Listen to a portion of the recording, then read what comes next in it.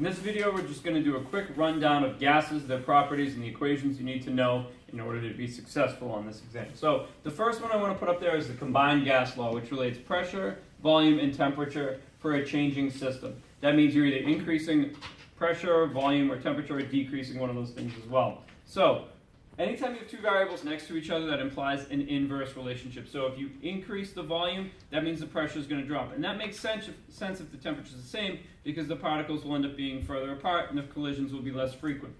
You can also see that pressure and volume are both directly related to temperature. So if you increase the temperature of a gas, particles start colliding off each other more frequently and with more force. Therefore, if the volume of the container can't change, you heat it up, the pressure is going to build up. If you are going against a constant pressure, the volume will end up going up because the particles are going to end up spreading out more against that. So that's the combined gas law, which incorporates Boyle's law, Charles' law, and Gay-Lussac's law.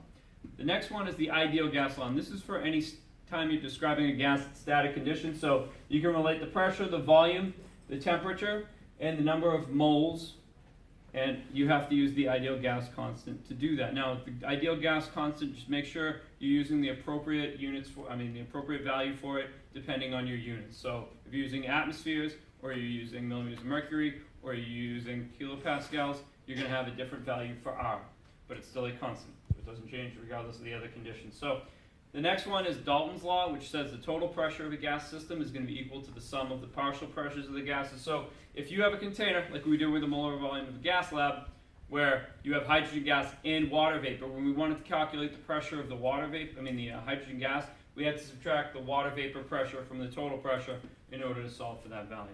Then, looking at the density, so density, it's really easy if it's at STP. You just divide the molar mass by 22.4, and you can do that because 1 mole of any gas occupies 22.4 liters, and 1 mole of any gas is going to weigh its molar mass. So that'll give us the density there. Now, if you're not at STP, you have to have some other way to get to grams. So typically it's going to be solving for moles using the ideal gas law, and then dividing the number, converting that to grams and dividing that by the volume.